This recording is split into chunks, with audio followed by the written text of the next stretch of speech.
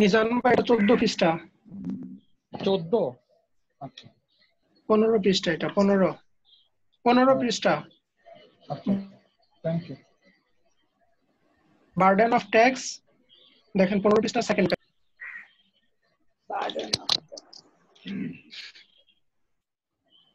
হ্যাঁ, বাদাম টেক্স।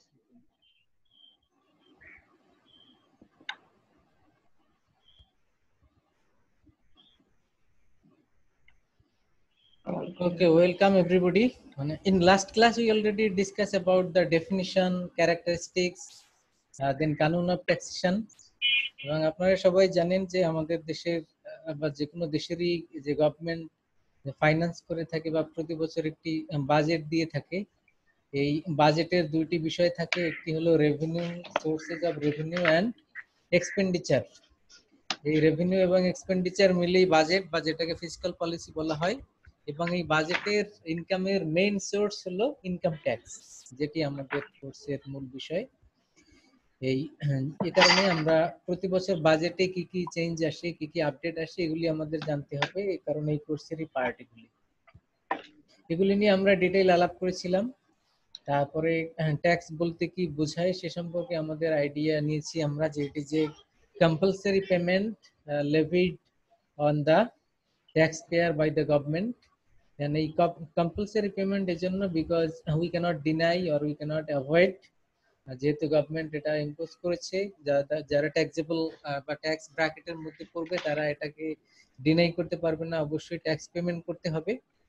তো এই আইডিয়া আমরা নিয়েছিলাম। তারপরে কয়েকটা ডেফিনিশন শিখেছিলাম, বইয়ে আছে, এগুলি সবাই দেখতে পাবেন। তারপরে আমরা ক্যারেক্টারিস্টিক্স এর মধ্যে কিছু পয়েন্ট আলাপ করেছিলাম, যে ট্যাক্সের ক্যারেক্টারিস্টিক্স কেমন। এরপরে কানুন অফ ট্যাক্সেশনের মধ্যে আমরা অ্যাডাম স্মিথের কানুনগুলি ফোকাস করেছিলাম। তো এগুলি ছিল মোটামুটি আমাদের লাস্ট ক্লাসের ডিসকাশন। যারা ছিলেন না, টপিকগুলি জাস্ট জেনে নিলেন, এগুলি পরে করে নিতে পারবেন। তো আজকে আমরা যেখান থেকে শুরু করতে চাই সেটা হলো tax structure. Tax structure in Bangladesh, বাংলাদেশের ট্যাক্সের স্ট্রাকচারটা কেমন। তো এটা আপনারা বই না পড়লেও অনেকের হয়তো আইডিয়া আছে। এবং এই স্ট্রাকচার বলতে মানে কে কত ইনকাম হলে ট্যাক্স দিবে এবং পার্সেন্টেজ কত, এই বিষয়টি। এবং এটি আপনাদের বইয়ে আজ যেটা আছে সেটা আপডেটটা নাই, আপডেটটা পাওয়া যাবে এবছরের বাজেট থেকে। এবছর বাজেট গভর্নমেন্ট এটি চেঞ্জ করেছে, তবে বইয়ে একটি স্ট্রাকচার দেয়া আছে, ওখান থেকে আপনি পাশে হয়তো আপডেটগুলি লিখে রাখতে পারবেন।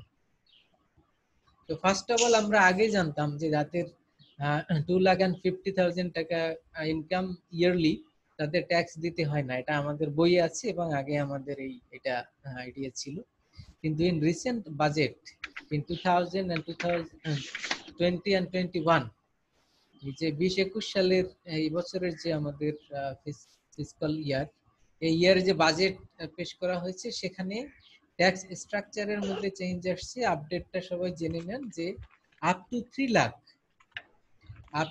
লাখ ইনকাম, ইয়ারলি ইনকাম যাদের রয়েছে, বিশেষ করে মেল, এদেরকে ট্যাক্স দিতে হবে না। মানে সহজ কথায় 3 লাখ টাকা ইয়ারলি ইনকাম যদি আপনার হয়, আপনাকে কোনো ট্যাক্স দিতে হবে না। এর পরের ইনকামের উপরে আপনাকে ট্যাক্স দিতে হবে।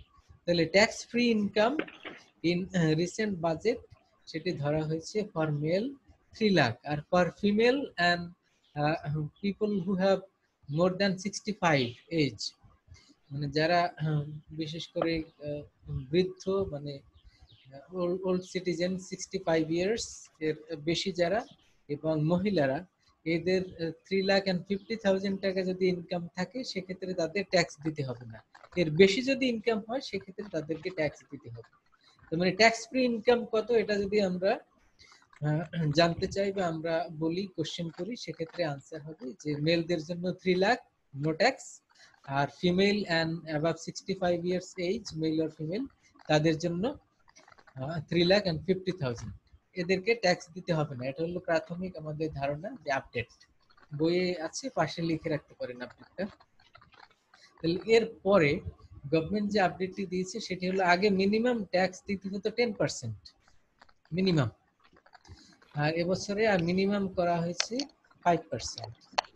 আর আগে ম্যাক্সিমাম ছিল আপনার 30%, এবার ম্যাক্সিমাম করা হয়েছে 25%। মানে দুইটা ইনফরমেশন আমরা জানলাম যে মিনিমাম 5% ট্যাক্স দিতে হবে, কারা দিবে সেটা আমরা জানবো। আর আগে ম্যাক্সিমাম 30% ছিল, সেটা কমিয়ে 25% করা হয়েছে। তাহলে আমরা যদি এবারে স্ল্যাব বাই স্ল্যাব দেখি যে 3 লাখের উপরে ট্যাক্স নাই, তারপরের স্ল্যাব সেটি হলো এর নেক্সট 1 লাখ, মানে 3 লাখ টাকা যার ইনকাম তার ট্যাক্স দিতে হচ্ছে না, এর পরবর্তী নেক্সট 1 লাখের উপর তাকে দিতে হচ্ছে 5%। You got the point? তার মানে কারো যদি ইনকাম হয় 4 লাখ, তাহলে 3 লাখের উপরে ট্যাক্স দিতে হচ্ছে না, বাকি যে 1 লাখ টাকা থাকে এই 1 লাখ টাকার উপরে কত পার্সেন্ট দিতে হচ্ছে? 5% দিতে হবে। অনলি 5%। এবং এর পরবর্তী 3 লাখ মানে নেক্সট 3 লাখ, নেক্সট 3 লাখের উপরে দিতে হচ্ছে 10%। এবং তার পরবর্তী 4 লাখ মানে নেক্সট 4 লাখের উপরে দিতে হচ্ছে 15%। তারপরে আসি এর পরের স্ল্যাব, নেক্সট 5 লাখের উপরে দিতে হচ্ছে 20%। এবং এর পরেও যদি ইনকাম থাকে সেক্ষেত্রে দিতে হচ্ছে 25%। তাহলে আপনারা বইয়ে তো এটা নাই, বইয়ে যেটা আছে পাশে লিখে রাখেন, আর সবাই এটা নোটটা লিখে রাখেন। আপডেটটা তো বইয়ে নাই, এটা পত্রপত্রিকায় পাবেন বা গভর্নমেন্টের বাজেটে পাবেন। তো এটি হলো প্রথমে কি বললাম আমরা, ফার্স্ট স্ল্যাব হলো যে 3 লাখের উপরে নো ট্যাক্স, তাহলে আপ টু 3 লাখ সামনে লিখেন নো ট্যাক্স, একদিকে লিখেন অ্যামাউন্ট অফ ইনকাম, আর রাইট হ্যান্ড সাইডে লিখেন ট্যাক্স রেট। তাহলে এইদিকে up to 3 lakh no tax বা 0%, তারপরে লিখেন নেক্সট 1 লাখ 5%, তারপরে লিখেন নেক্সট 3 লাখ 10%, তারপরে next 4 lakh 15%, next 5 lakh 20%, and above 25%. You got the point? Sir এটা স্যার লেখার মতো করে একটু সময় দেন স্যার, লিখতে হবে স্যার এটা। জি জি লিখেন, সমস্যা নেই, আমি দরকার হয় আবার বলবো। স্যার আবার একটু বলেন। আমি যেমনি বলেছি ওইভাবে লিখেন, লেফট হ্যান্ড সাইডে একটা কলামে লিখেন amount of income, right hand সাইডে আরেকটি কলামে লিখেন ট্যাক্স রেট। এরপরে অ্যামাউন্ট অফ ইনকামের নিচে শুরু করেন, ফার্স্ট স্ল্যাবে যেটি লিখবেন যে 0 থেকে 3 লাখ, আর সামনে ট্যাক্সের রেটের ওখানে লিখেন 0% আর নো ট্যাক্স। তারপরে আসেন নেক্সট লাইনে আসেন, নেক্সট 1 লাখ এর সামনে লিখবেন 5%, এভাবে লেখা শুরু করেন।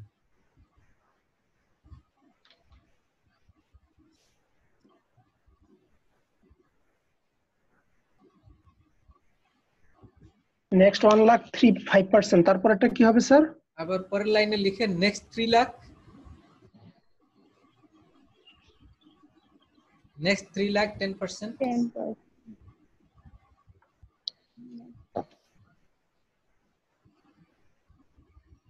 লিখেছেন? জি স্যার। তারপরে তারপর স্যার? নেক্সট 4 লাখ 15%, 5% করে বাড়বে।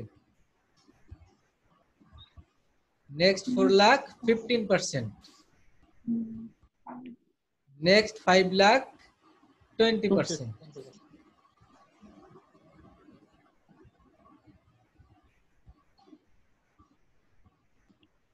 এবং তারপরে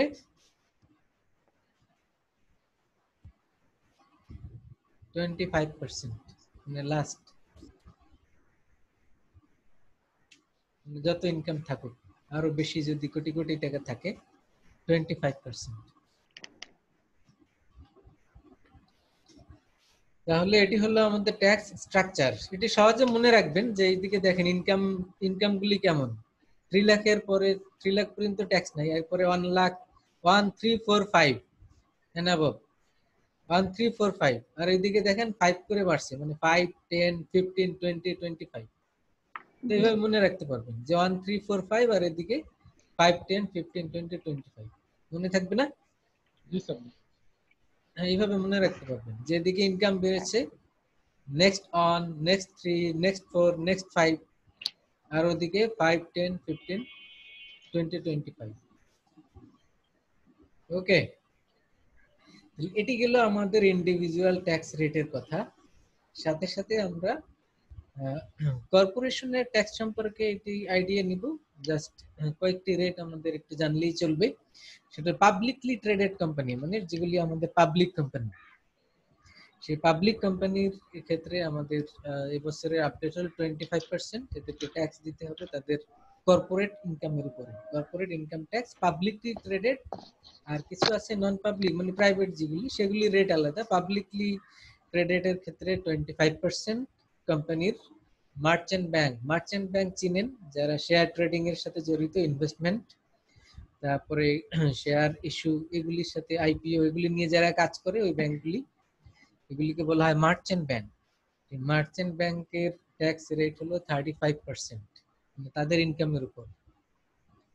তারপরে পাবলিক ব্যাংক যেগুলি, মানে সহজ কথায় আমাদের দেশের ন্যাশনালাইজড কমার্শিয়াল ব্যাংক, এদের ট্যাক্স রেট হলো 37.5%। এই তিনটি বিষয় জানলাম কি কি। একটি হলো কোম্পানির ক্ষেত্রে কর্পোরেট ট্যাক্স, পাবলিক হলে কত 25, মার্চেন্ট ব্যাংকের 35, আর সকল ব্যাংকের ক্ষেত্রে 37.5% corporate tax. Sir merchant bank sir 35 নাকি স্যার 35 মার্চেন্ট ব্যাংক। স্যার ওই যে কমার্শিয়াল ব্যাংকটা কি স্যার আগে 42 ছিল না নাকি স্যার এবার কম? Commercial bank 37.5। স্যার এটা কি স্যার আগে বেশি ছিল? কমার্শিয়াল ব্যাংকেরটা বোধহয় চেঞ্জ হয়নি। এরপরে আসি মোবাইল ফোন অপারেটর। বাংলাদেশে যে গ্রামীণ ফোন, বাংলা লিংক, যে মোবাইল ফোন অপারেটর গুলি আছে, তাদের ট্যাক্স দিতে হয় 40%। You got the point? জি স্যার। 40%। আর সবচেয়ে বেশি ট্যাক্স দেয় তারা হলো টোব্যাকো, মানে নার্কোটিক্স কোম্পানি বলা হয় যেগুলি, সিগারেট, তারপরে টোব্যাকো, এই কোম্পানিগুলি তাদের ইনকামের উপরে ট্যাক্স দিবে 45%। You got the point? জি স্যার। 45%। আর আরেকটি ইনফরমেশন ট্যাক্স রিলেটেড জানি আমরা, সেটি হলো এসএমই বা স্মল অ্যান্ড মিডিয়াম কোম্পানি যারা আছে, তাদের আগে হয়তো 50 লাখ পর্যন্ত ট্যাক্স ফ্রি ছিল, এখন এটা হলো 60 লাখ পর্যন্ত। তাদের ইনকাম যদি 60 লাখ হয়, কাদের? SME, small and medium enterprise যারা, তাদের 60 লাখ ইনকাম পর্যন্ত তাদের ট্যাক্স দিতে হবে না। এই কয়েকটি প্রাইমারি ইনফরমেশন, এগুলি ডিটেইলস। আরো অনেক ট্যাক্স আছে, পাবলিকের ক্ষেত্রে কি, নন পাবলিকের ক্ষেত্রে কি, ব্যাংক, কমার্শিয়াল ব্যাংকের কি, এগুলি যদি আবার আপনার পাবলিক না হয়, প্রাইভেট হয়, সরি, এগুলি যদি মানে শেয়ার মার্কেটে লিস্টেড না থাকে, সেক্ষেত্রে রেট আলাদা। এরকম আরো নিয়ম কানুন আছে। আমরা জাস্ট মেইন কিছু ইনফরমেশন গুলি জানলাম। স্যার এসএমইর ক্ষেত্রে যেটা 16 লাখের বেশি, সেটা কত পার্সেন্ট ট্যাক্স দিবে? 16 লাখ না, 60 লাখ পর্যন্ত। 60 লাখ হলে, জি 60 লাখের পরে তারা কত পার্সেন্ট ট্যাক্স দিবে ইনকামের উপর? 60 লাখের উপরে তারা ট্যাক্স দিবে তাদের যে কর্পোরেট ট্যাক্সের মধ্যে পড়বে। 25%। এসএমই তো ওয়ান কাইন্ড অফ মানে বিজনেস। কর্পোরেট। এখন এখানে কথা আছে, এখানে কথা হলো যে এটার মালিকানা কাদের। বিজনেস যদি আলাদা হয়, সেক্ষেত্রে আপনি যদি এক মালিকানা হন, তাহলে মানে এটা তো স্মল বিজনেস। এক মালিকানা হলে স্মল বিজনেস না। সেক্ষেত্রে আলাদা কিছু ডিটেইলস নিয়ম আছে, আমরা ওইখানে হয়তো ডিটেইলসে যাচ্ছি না। যেমনি আগে প্যাকেজ ভ্যাটের কথা ছিল, যে আপনার টোটাল ইনকামের উপর আপনি কত ইনকাম করলেন, তার উপরে ইয়ারলি 20,000 টাকা দিয়ে দিলে একটা প্যাকেজের আওতায় চলবে। এটা মেট্রোপলিটন এরিয়াতে কত, মেট্রোপলিটন এরিয়ার বাইরে কত, এগুলোর ডিটেইলস নিয়ম কানুন আছে। আমরা অত ডিটেইলসে যাচ্ছি না, জাস্ট এতটুকু ইনফরমেশন জানলাম। যে বিজনেস গুলি আছে, মনে করেন একজন মুদির দোকানদার, এটাও তো স্মল বিজনেস, তাই না? এর আওতায় পড়ে, এসএমইর আওতায় পড়ে, মিডিয়াম বা স্মল। মুদির দোকানদার তার ইনকামের উপরে, সেক্ষেত্রে আমরা এটা বলেছি যে এই যে 60 লাখের উপরে যদি ইনকাম হয়, সেক্ষেত্রে সে ট্যাক্সের আওতায় পড়বে, আর না হলে পড়বে না। তো যারা পড়বে তারা, সেক্ষেত্রে আমরা দেখব যে সেলস কত, এখন সেলস কত এটা কাউন্ট করার জন্য আবার দুইটা সিস্টেম আছে। ওই যে ভ্যাট মেশিন আছে না, ভ্যাট কাউন্ট করে, এটা এনবিআর থেকে এগুলি প্রোভাইড করে। এই জন্য আমরা দেখি বিভিন্ন মানে বিজনেস যে কোনো জায়গা থেকে কিনলে আমাদের একটা মানি রিসিপ্ট দেয়, ওখানে মূসক নাম্বার এগুলি লেখা থাকে, তার মানে ওইগুলি রেজিস্টার্ড, ওখানে কত সেল হয়েছে, কত ভ্যাট, এগুলি অটো পেমেন্ট তাদের করতে হয়। আর যারা এগুলির আওতায় নাই, মানে ওই মেশিন নাই যাদের, ওরা তো ইনকাম যা বলবে সেটাই এনবিআর মনে করবে যে এটাই ইনকাম, মানে সত্য হিসেবে ধরে নিবে। তো এদেরকে মনিটরিং এর ক্ষেত্রে এদেরকে প্যাকেজ ভ্যাটের আওতায় এদেরকে আনা হয়, যে তোমার ইনকাম যাই হোক তুমি ইয়ারলি এত টাকা দিবে। তো সেইভাবে ওদেরকে ম্যানেজ করা হয়। এগুলি ডিটেইলস নিয়ম কানুন আছে আমাদের বিজনেস বা কর্পোরেশনের ক্ষেত্রে আমরা যাচ্ছি। তা আমাদের মূল ফোকাস পয়েন্টে আমরা যেটা ছিলাম যে ট্যাক্স স্ট্রাকচার, সেটি আমরা জানলাম 3 লাখ পর্যন্ত ট্যাক্স নাই, মিনিমাম 5% আর ম্যাক্সিমাম 25%। এই তিনটা ইনফরমেশন একেবারে মনে রাখতে হবে। কি কি ইনফরমেশন? 3 লাখ মিনিমাম পর্যন্ত, 5, হ্যাঁ 3 লাখ পর্যন্ত ট্যাক্স নাই, মেলদের, ফিমেলদের আবার একটু বেশি 3,50,000, আর মিনিমাম রেট 5%, 5%, ম্যাক্সিমাম 25%। 25%। এতটুকু মনে থাকতে হবে, এতটুকু জানলে হবে। আমাদের মিড টার্ম বা অন্যান্য পরীক্ষায় যখন আমরা আবার ভাইবা নিব, কোশ্চেন করব, এগুলি যাতে বলতে পারেন, মনে থাকে আর মেইন ইনফরমেশন গুলি। ওকে, আর প্র্যাকটিক্যালি তো আপনার লাগবেই এগুলি। যারা রিটার্ন সাবমিট করেন, যাদের বিজনেস আছে তাদের তো এগুলি দরকার হবে এমনিতেই। প্র্যাকটিক্যালি আপনি যখন রিটার্ন সাবমিট করবেন তখন এগুলি দরকার হবে। Okay fine, this is the tax structure in Bangladesh. এবার একটু আমরা বইয়ের থিওরিতে আসি।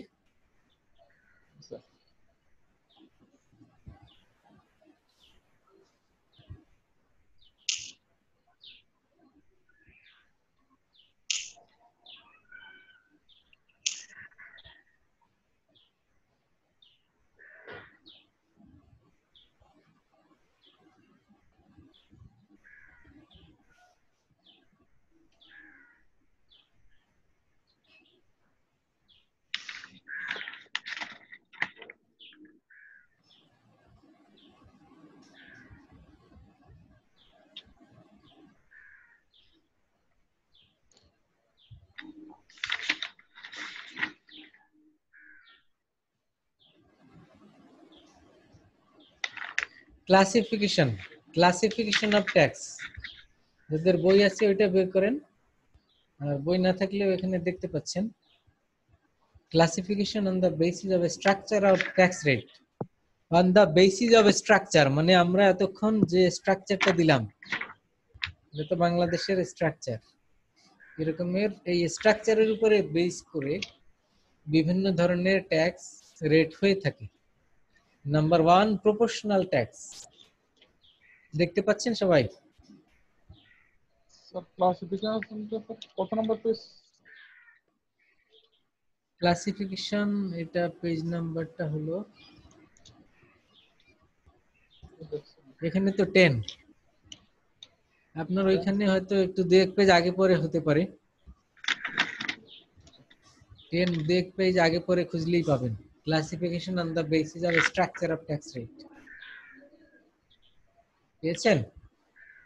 Classification on the basis of tax base, জি sir, structure of tax rate.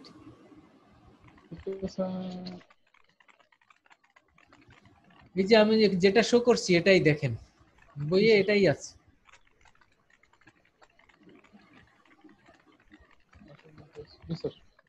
এই যে পয়েন্ট সি পয়েন্টের আন্ডারে classification on the basis of structure of tax rate.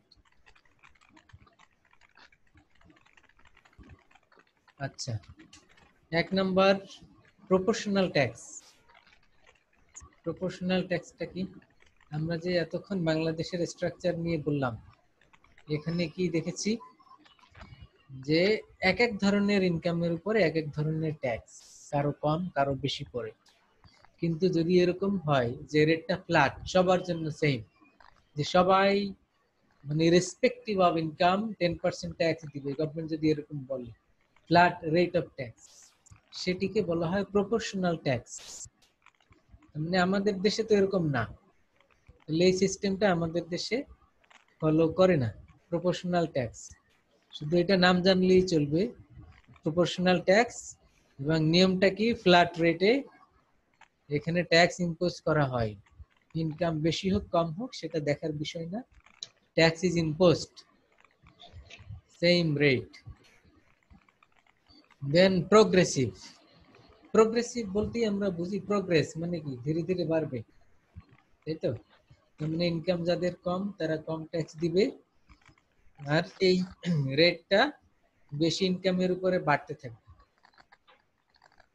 Increase as the taxable income increase. Taxable income যত বাড়বে ট্যাক্সের রেটও তত বাড়বে, এটি হলো প্রোগ্রেসিভ। জি স্যার। Number 3 regressive.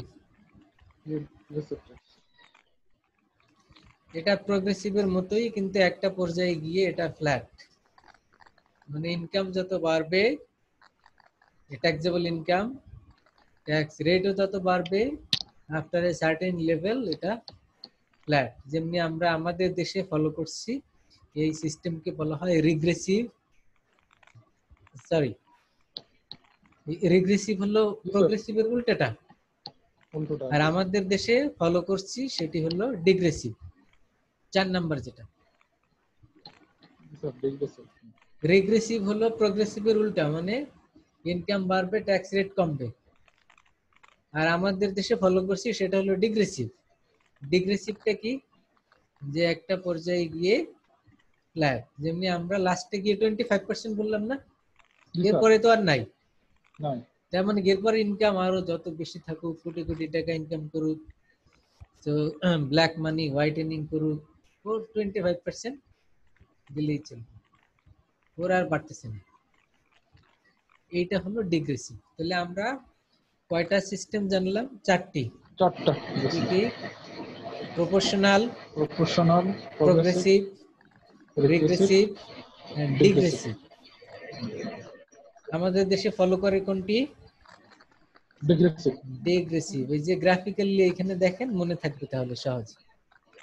প্রোগ্রেসিভ দেখেন গ্রাফটা কিভাবে এখান থেকে শুরু হয়ে প্রোগ্রেসিভ বাড়তেছে, এখানে দেখেছেন? বেজ ইনকাম মানে ইনকাম যত বাড়তেছে ট্যাক্স রেট বাড়তেছে। আবার প্রপোর্শনালটা দেখেন, এ নাম্বার, এটা কি flat, whatever the income is rate of tax is same. আবার সি নাম্বার দেখি রিগ্রেসিভ। রিগ্রেসিভ মানে কি, এটা দেখেন ডিক্লাইনিং, মানে ইনকাম বাড়তেছে আর ট্যাক্স রেট কমতেছে। মানে কি, মানে হলো যত আপনার ট্যাক্সেবল ইনকাম বাড়তে থাকবে, বেশি ইনকাম, তত আপনার রেটটা কমতে থাকবে। তার মানে ধনীদের ট্যাক্স কম দিতে হবে, আর মিডল ইনকাম যারা ওদের ট্যাক্স বেশি দিতে হবে। এটা হলো রিগ্রেসিভ। আর ডিগ্রেসিভটা দেখেন, যেটা ডট ডট লাইন দিয়ে দেখানো আছে, এটাও ইনকাম বাড়ার সাথে সাথে ট্যাক্স রেট বাড়বে, একটি পর্যায়ে গিয়ে সমান ফ্ল্যাট। তাহলে 4টাকে আমরা এখানে গ্রাফিক্যালি ডিফারেন্সিয়েট করলাম। এই গ্রাফটা মনে থাকলেই 4টি মনে থাকবে আমাদের। Proportional flat, progressive rising, regressive declining, digressive rising, then at a certain level flat. Okay, মনে থাকবে? জি স্যার। আমাদের দেশে কোনটি ফলো করে এবার বলেন? ডিগ্রেসিভ। ডিগ্রেসিভ। ডিগ্রেসিভ ফলো করে যেহেতু, এর সুবিধা অসুবিধা কি? অন্যগুলি না নিয়ে আমরা এটা কেন নিলাম?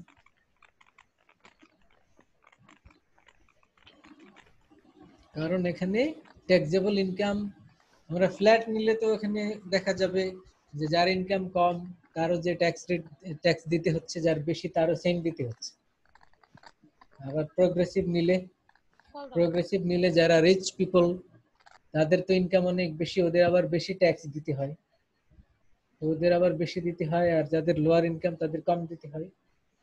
এই দুইটার কম্বিনেশনে আসছে ডিগ্রেসিভ। আমরা ডিগ্রেসিভ আমাদের দেশে ফলো করে, কারণ যারা মানে higher income people, rich people, তাদেরকেও সেভ করা হয়েছে। দেখেন, তাদেরকে সেভ করা হয়েছে।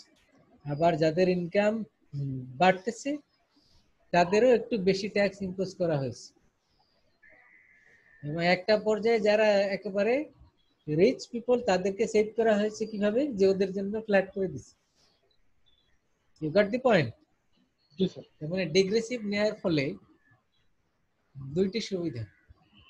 সেটি কি, যারা মিডল ইনকামের মধ্যে, মিডল ইনকাম বলতে আমরা যদি হিসেব করি যে ট্যাক্স স্ট্রাকচার যে 3, 1, 2, 3, 4 এই যে আমরা দিয়েছিলাম, যেটি এখানে 5 লাখ পর্যন্ত টোটাল ইনকাম কত হয় একজন মানুষের? কত? 16, 16 লাখ হয় না? জি স্যার, 16 লাখ। 16 লাখ। তার মানে আপনি এখানে খেয়াল করেন, যাদের 15 লাখ বা 16 লাখ ইনকাম এই পর্যন্ত ইয়ারলি ইনকাম, তারা কিন্তু গ্রাজুয়ালি যার 10 লাখ ইনকাম তার চেয়ে একটু বেশি ট্যাক্স দিচ্ছে যার 16 লাখ ইনকাম, কারণ সে পরবর্তী স্ল্যাবে পড়ে যাচ্ছে 15%, 20%। 10 লাখ ইনকাম হলে 10% দিলে হচ্ছে।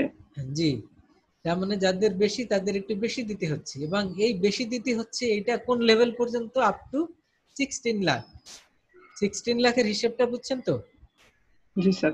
ওই যে 3 লাখ, তারপরে নেক্সট 1, 3, 4, 5, এইটা। এখন হিসেব করেন যার ইনকাম 25 লাখ, সে কোন লেভেলে পড়ে? সে 25%। 25%। এখন আরো 50 lakh, 25%। 100 lakh, more and more 25%। 25। তার মানে ওদেরকে তো হেল্প করা হয়েছে এখানে, এই রিচ পিপলকে এখানে হেল্প করা হয়েছে যে তুমি এবার যত টাকা ইনকাম করো তোমার এর বেশি আর দিতে হবে না। তুমি অবৈধ ইনকাম করো, শুধু বাজেটের সময় তুমি এটা হোয়াইটেনিং করে নিবে, মানে ব্ল্যাক মানিকে হোয়াইট করে নিবে, এরপরে 25% ট্যাক্স দিয়ে দাও, শেষ, ঝামেলা মিটে গেল। তাহলে হেল্প করা হয়েছে কাদেরকে? রিচ পিপল যারা আছে। রিচ পিপল মানে হাইলি ইনকাম যারা তাদেরকে। আর মিডল ইনকাম পর্যন্ত তাদেরকে কিন্তু মানে তাদেরকে আবার হেল্প করা হচ্ছে কিভাবে, যে তোমার ইনকাম 6 লাখ, তোমার একটু কম দিতে হচ্ছে, আবার যার 12 লাখ তার একটু বেশি দিতে হচ্ছে। তো এক্ষেত্রে আবার এদেরকে এইভাবে হেল্প করা হয়েছে। এই কারণে ডিগ্রেসিভ সিস্টেমটা আমাদের দেশে ফলো করা হয়। You got the point? জি স্যার। Okay, fine. ডিমেরিটস কারো কোনো কোশ্চেন বা কমেন্ট থাকলে বলেন।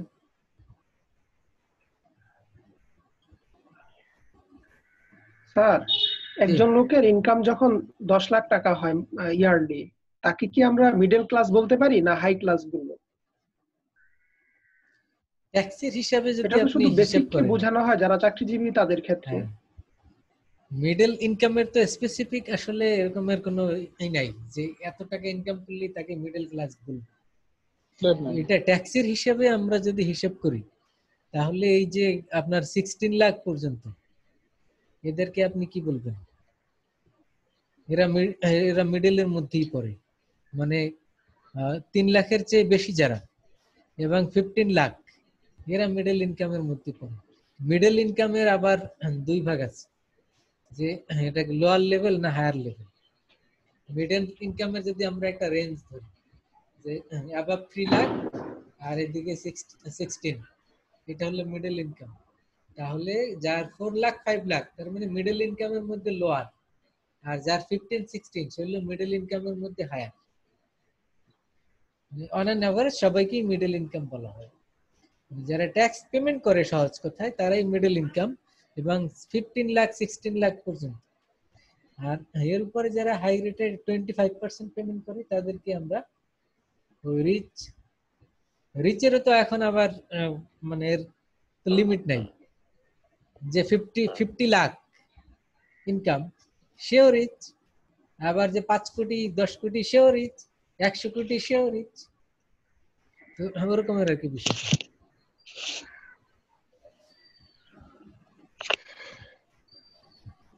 এরপরে আসি আমরা role of tax in the economic development of a country. Economic ডেভেলপমেন্টের ক্ষেত্রে ট্যাক্সের রোলটা কি? এখানে কয়েকটি পয়েন্ট আছে দেখেন। এখানে তো আমরা আলাপ করব অফ এ কান্ট্রি বলতে এখানে ইন বাংলাদেশ। বাংলাদেশ, জি স্যার। মানে role of tax in the economic development of Bangladesh. বাংলাদেশের ডেভেলপমেন্টে ট্যাক্সের রোল কি সেটা আমরা দেখব। Number 1, optimum allocation of available resources. মানে আমরা ট্যাক্সেশনের মাধ্যমে আমরা রিসোর্সকে অ্যালোকেট করতে পারি কিভাবে? যারা রিচ পিপল তারা ট্যাক্স দিচ্ছে, এই ট্যাক্সের টাকাটা গভর্নমেন্টের কাছে যাচ্ছে, and government is making expenditure for the welfare of the people. তার মানে ইনকামের একটা ডিস্ট্রিবিউশন হচ্ছে এখানে। ইনকামের ডিস্ট্রিবিউশন বলতে রিচ টু পুয়ার, এবং এখানে গভর্নমেন্ট ইন্টারমিডিয়ারি হিসেবে রোল প্লে করছে। Rich people paying tax to the government and government is allocating to the poor in the name of welfare activities, এবং সেটা বাজেটের বিভিন্ন অ্যাক্টিভিটিস এর মাধ্যমে, এটা ডেভেলপমেন্ট বাজেট বলেন, তারপরে আপনার সোশ্যাল সেফটি নেট বলেন, বা যে বিভিন্ন ভাতা দেয়, বৃদ্ধ ভাতা, সবই সোশ্যাল সেফটি নেটের মধ্যে। তো এই যে বিভিন্ন ভাবে সোশ্যাল ওয়েলফেয়ার অ্যাক্টিভিটিস গুলি গভর্নমেন্ট করে, টাকা কোত্থেকে আসে? এই ট্যাক্স থেকে। এবং এই টাকাগুলি কারা দিচ্ছে? দিচ্ছে যারা ট্যাক্সেবল ইনকাম আছে তারা দিচ্ছে। এবং এই টাকাটা খরচ করা হচ্ছে কোথায়? খরচ করা হচ্ছে থিওরিটিক্যালি, খরচ করা হচ্ছে গরিবদের জন্য, for the social welfare. Theoretically বললাম এর জন্য কারণ প্র্যাকটিক্যালি তো অনেক কিছুই হয়, মানে টাকাটা কার পকেটে যায়, কোথায় কি হয়, লুটপাট হয়, সেগুলি তো আছে। এই জন্য বললাম যে theoretically for the social welfare of the people. আমরা হয়তো অনেকে আর্গুমেন্ট দিতে পারি যে সবাই তো বেনিফিট আমরা পাচ্ছি না। হ্যাঁ, পাচ্ছি না because of malpractice, because of corruption. Theoretically এটাই তো হওয়ার কথা ছিল যে গভর্নমেন্ট রিচ পিপলের কাছ থেকে ট্যাক্স কালেক্ট করে সোশ্যাল ওয়েলফেয়ারে খরচ করবে, যেখানে benefit maximum people will get the benefit. ম্যাক্সিমামের মধ্যে আপনি আমি সবাই। এখন হিসেব করেন, আপনি যদি এক বছরে ট্যাক্স পেমেন্ট করেন 20,000 টাকা ধরে নিলাম, এই 20,000 টাকা তো দেশের উন্নয়নের জন্য খরচ হবে, এজন্যই আপনি আমি দিয়েছি। তাহলে এই 20,000 টাকা গভর্নমেন্টের কাছে দিয়েছি, এবং গভর্নমেন্ট সেই টাকাটা আবার সোশ্যাল ওয়েলফেয়ার বা ওয়েলফেয়ার অফ দ্য সিটিজেন এজন্য খরচ করবে। তার মানে এটা যখন গভর্নমেন্ট খরচ করবে তখন পিপল বেনিফিট পাবে মোর দ্যান 20,000, 20,000 টাকার বেশি বেনিফিট পাবে লোকজন। কিন্তু আমরা আসলে কত টাকারই বেনিফিট পাচ্ছি? আমরা যে ট্যাক্স দিই তত টাকারও হয়তো বেনিফিট পাচ্ছি না। এখন আপনি কিভাবে ক্যালকুলেট করবেন কত টাকার বেনিফিট পাচ্ছেন? এটা নিউমেরিক্যাল ক্যালকুলেশন ডিফিকাল্ট। যেমনি আমরা এই যে রাস্তাঘাট ইউজ করছি, এটা একটা বেনিফিট পাচ্ছি। আমরা এই রাস্তায় লাইট থাকে, রাস্তার লাইট, এটা একটা বেনিফিট পাচ্ছি। আমরা ব্রিজ ইউজ করি, এটা একটা বেনিফিট পাচ্ছি। আমরা পাবলিক ইউনিভার্সিটিতে আমাদের সন্তানরা পড়াশোনা করে, গভর্নমেন্ট স্কুলে, সেটা একটা বেনিফিট পাচ্ছি। এরকমের বিভিন্ন যে বেনিফিট গুলি পাচ্ছি, সেই বেনিফিট গুলি আমাদের যে ট্যাক্স পেমেন্ট করি তার চেয়ে অনেক বেশি হওয়ার কথা, কিন্তু প্র্যাকটিক্যালি হয়তো আমরা যত টাকা ট্যাক্স পে করি তত বেনিফিট পাই না। কারণ বিকজ অফ করাপশন। কারণ করাপশন না থাকলে হয়তো আমরা যে ট্যাক্স পেমেন্ট করি আরো বেশি বেশি বেনিফিট পেতাম। এখন হয়তো জিরো বেনিফিট পাই সেটা বলা যাবে না, কিছু পাই, যা পেমেন্ট করি তা পাই না, সে অনুযায়ী রিটার্ন পাই না। কিন্তু গভর্নমেন্ট যত টাকার বাজেট ডিক্লেয়ার করে সেই টাকাগুলিকে যদি আমরা 16 কোটি জনগণ যদি ধরি, সবার কাছে সবার মাথা পিছু অ্যালোকেট করে দিই, তাহলে আমরা যত টাকা ক্যাশ পাই তত টাকা বেনিফিট কিন্তু তার চেয়ে বেশি পাওয়ার কথা, কিন্তু যত টাকা ক্যাশ অ্যালোকেশন তত টাকাই আমরা পাই না, তত টাকার বেনিফিটও পাই না। You got the point? মনে করেন গভর্নমেন্ট বাজেট দিল, ধরে নিলাম 16 কোটি টাকার বাজেট। তাহলে 16 কোটি জনগণ দিয়ে ভাগ দিলে কত হবে? 1 টাকা, তাই না? আর 16,000 কোটি টাকা বাজেট দিলে 16 কোটি জনগণের পার ক্যাপিটা কত পড়বে মাথা পিছু? 1 টাকা। 16,000 কোটি টাকা হলে 1000 করে পড়বে ভাগ। 1000 করে পড়বে। 1000 করে পড়বে। এখন এই 1000 করে যদি আমাদের মাথা পিছু পড়ে, তো গভর্নমেন্ট এই টাকাটা কিন্তু ভাগ করে আমাদের সবার অ্যাকাউন্টে দিয়ে দিতে পারে, মানে সকল জনগণকে দিয়ে দিতে পারে। কিন্তু সেক্ষেত্রে সমস্যাটা কি হবে? যে সমস্যাটা আমরা পার্সোনালি পেয়ে গেলাম এবং আমি তো আর রাস্তাঘাট করবো না, তাহলে এই বেনিফিট গুলি তো আর কেউ পাবো না।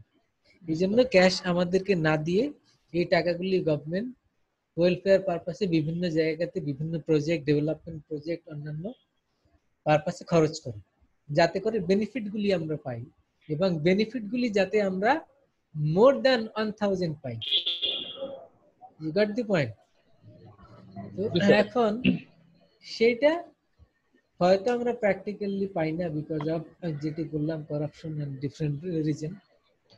কিন্তু আমাদের অবজেক্টিভটা এখানেই ছিল যে optimum allocation of available resources, 1 number পয়েন্টে যেটি আমরা বললাম, যেটি হওয়ার কথা ছিল, যাতে করে maximum benefit to the general people or citizen of the people is ensured, এটা যাতে হয়। সেকেন্ডলি, রেইজিং গভর্নমেন্ট রেভিনিউ, এটা আমরা জানি যে এটি ট্যাক্সের আরেকটি পারপাস। যে গভর্নমেন্ট যদি আমাদের উপরে ট্যাক্স ইম্পোজ না করে তাহলে গভর্নমেন্ট চলবে কিভাবে? গভর্নমেন্ট ইনকামের বা গভর্নমেন্ট বাজেটের যে সোর্স অফ রেভিনিউ, এর 1 নাম্বার কি? গভর্নমেন্টের ইনকামের 1 নাম্বার কি, মানে সবচেয়ে বেশি কি? স্যার ভ্যাট থেকে আসে, VAT, tax, income tax. Tax. অন্যান্য আছে, কিন্তু এটা হলো সবচেয়ে বেশি। তাহলে raising government revenue, government revenue এর এটা একটা ওয়ে, ম্যাক্সিমাম ফান্ড এখান থেকে আসে, জনগণের ট্যাক্সের টাকা থেকে আসে। তাহলে আমরা যদি বলি, তাহলে গভর্নমেন্ট যেহেতু এই জনগণের টাকায় চলছে, তাহলে গভর্নমেন্টের সবসময় চিন্তা করা উচিত এই পিপলকে কিভাবে সে সার্ভ করবে, এদের ওয়েলফেয়ারকে সে কিভাবে এনশিওর করবে, এদের বেসিক নিড কিভাবে ফুলফিল করবে, এই বিষয়গুলি সবসময় চিন্তা করা উচিত, কারণ এদের টাকাতেই তো গভর্নমেন্ট চলে। কিন্তু যদিও আমরা প্র্যাকটিক্যালি দেখি গভর্নমেন্ট অনেক সময় অ্যারোগ্যান্ট হয়ে যায়, কিভাবে? যে ফান্ড দিব না, বন্ধ করে দিব, টাকা দিব না, এই ধরনের কথা ইন্ডিকেট করে যে টাকা আসলে কার? টাকা তো পাবলিকের। তো আপনি তো পাবলিকের টাকা আপনার কাছে দেয়া হয়েছে, আপনার দায়িত্ব, তো আপনি তো অ্যারোগ্যান্ট হতে পারেন না। থিওরিটিক্যালি আপনি পারেন না, কারণ টাকাটা তো আপনার না, জনগণেরই টাকা, এবং তাদের কাছে সাবমিসিভ হওয়া উচিত, যেহেতু জনগণের টাকা, তো জনগণের সাথে ইভেন কথা বলতেও সাবমিসিভ হওয়া উচিত, যে কারণে আপনাদের টাকাই তো গভর্নমেন্ট চলছে, জনগণের টাকাই। এই কারণে এনাফ সাবমিসিভনেস থাকা উচিত, অ্যারোগ্যান্স হওয়ার কোনো সুযোগ নেই। যদিও আমরা প্র্যাকটিক্যালি দেখি অনেক সময় গভর্নমেন্ট অ্যারোগ্যান্ট হয়, এটা উচিত না। Encouraging savings and investment. Encouraging savings and investment কি? যে অনেক সময় ট্যাক্সের মাধ্যমে সেভিংস অ্যান্ড ইনভেস্টমেন্টকে এনকারেজ করা হয়। কিভাবে? আচ্ছা, গভর্নমেন্ট বললো যে এখানে যারা ইনভেস্ট করবে তাদেরকে ট্যাক্স দিতে হবে না, ওই যারা হিল ট্যাক্সে গিয়ে ইনভেস্ট করবে তাদের ইনকামের উপরে ট্যাক্স দিতে হবে না। আপনি যদি কর্পোরেশন এই ঢাকাতে না করে আপনি ওই যে রুরাল এরিয়াতে গিয়ে করেন, আপনাকে ট্যাক্স দিতে হবে না, এরকম যদি সুযোগ দেয়, তার মানে এটা আপনাকে ইনভেস্টমেন্টকে এনকারেজ করার জন্য এই কাজগুলি করা হয়। অথবা আপনাকে বললো যে আপনি যদি গভর্নমেন্ট সেভিং সার্টিফিকেট কিনেন আপনাকে ট্যাক্স দিতে হবে না, আপনি যদি ট্রেজারি বিল কিনেন, টি বিল, গভর্নমেন্ট সিকিউরিটিজ, আপনাকে ট্যাক্স দিতে হবে না। তার মানে লোকজন তখন সবাই কি করবে? এগুলি কিনবে, তার মানে সেভ করবে, সেভিং টেন্ডেন্সি উইল ইনক্রিজ। যদিও এবছর আমরা দেখলাম যে government is planning to impose tax on the government securities, এগুলি কিছু কিছু ছিল ট্যাক্স ফ্রি, এগুলিকে ট্যাক্সের আওতায় নিয়ে আসা হচ্ছে। তো এখন আমরা দেখি এই সেভিংস কে এনকারেজ করার জন্য, ইনভেস্টমেন্ট কে এনকারেজ করার জন্য ট্যাক্স অনেক সময় বাড়ানো কমানো হয়, এটি আরেকটি বিষয়। Then number 4, reduction of inequalities in income and wealth. Inequality তো আমরা অনেক এই ডিসকাশনের মধ্যে চলে এসেছি, যে আমাদের সোসাইটির একটি বড় সমস্যা যদি আমরা উল্লেখ করতে চাই, আমাদেরকে বলতে হবে যে রিচ পুয়ার গ্যাপ আর ইনকাম ইনইকুয়ালিটিস। তার মানে ধনী আরো দিন দিন ধনী হচ্ছে, তাই না? এক্সাম্পল, কি যে mister Shahed, he is the example of ধনী আরো ধনী হচ্ছে, জি স্যার। আর গরিব আরো গরিব হচ্ছে। এর এক্সাম্পল তো আমরা রাস্তাঘাটে নামলেই দেখতে পাই, শুক্রবারে নামাজ পড়তে গেলে গেট দিয়ে বের হওয়ার সময় লোকজনের হাত পাতা দেখতে পাই। এই সংখ্যাটা তো কমে না, আরো আশেপাশে তাকালে অনেক কিছু দেখবেন। এখন এই যে ইনকাম ইনইকুয়ালিটিস, ইনকাম ইনইকুয়ালিটিস এটা আমাদের সোসাইটিতে আছে। তো এটা ট্যাক্সের মাধ্যমে এটা কিভাবে রিডিউস করা যায়, কিভাবে কমানো যায়, সেটি একটি target. Number 5, accelerating economic growth. Economic গ্রোথকে এনশিওর করার জন্য, ইকোনমিক গ্রোথ কিভাবে হবে? বেশি বেশি সেভিংস হলে বেশি বেশি ইনভেস্টমেন্ট হয়, আর বেশি বেশি ইনভেস্টমেন্ট হলে ইন্ডাস্ট্রিয়ালাইজেশন হয়, আর ইন্ডাস্ট্রিয়ালাইজেশন ইনক্রিজ যত বেশি করবে তত ইকোনমিক গ্রোথ এনশিওর হবে। তার মানে ট্যাক্সের সাথে এর একটা ইকোনমিক গ্রোথের সম্পর্ক রয়েছে। তারপরে আসি প্রাইস স্ট্যাবিলিটি। প্রাইস স্ট্যাবিলিটি তো আমাদের সোসাইটির একটি বড় সমস্যা, কারণ জিনিসপত্রের দাম আমরা কি দেখি প্রতিনিয়ত বাড়ছে। স্টেবল না, স্টেবল না মানে আজকে বেশি কালকে কম কালকে বেশি। এটা তো আমরা কাঁচা বাজারে গেলে দেখি বা বিভিন্ন মার্কেটে আমরা দেখি যে প্রাইস ইজ নট স্টেবল। তো এটা কেন এত বেশি হয়? এর বিভিন্ন কারণ আছে। তো প্রাইস স্টেবিলিটি এনশিওর কিভাবে করা যায়? এটি গভর্নমেন্টের আরেকটি প্ল্যান থাকে যে আমরা যাতে প্রাইস ফ্লাকচুয়েশন মানে বেশি আপ ডাউন এটা সোসাইটিতে না হয়, এবং এটা কিসের মাধ্যমে সে করবে? সেটি হলো ইনফ্লেশন। মানে ইনফ্লেশনের কারণে জিনিসপত্রের দাম বাড়ে। তো ইনফ্লেশনকে যদি কার্ভ করা যায় বা এটাকে কন্ট্রোল করা যায়, তাহলে প্রাইস স্টেবিলিটি এনশিওর করা যাবে। দেন কন্ট্রোল মেকানিজম আমরা দেখি যে কন্ট্রোল মেকানিজম বলতে taxation is a control mechanism. Tax বাড়াবো, ট্যাক্স কমাবো, আলটিমেট টার্গেট হলো গভর্নমেন্ট এর মাধ্যমে তার মনিটারি পলিসি, ফিসকাল পলিসিকে সে কন্ট্রোল করবে। So it is one of the controlling mechanism of the government.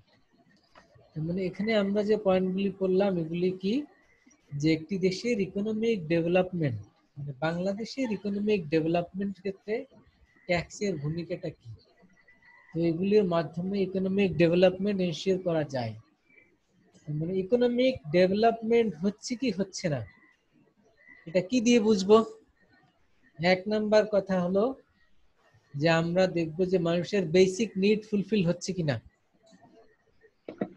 Basic need মানে কি?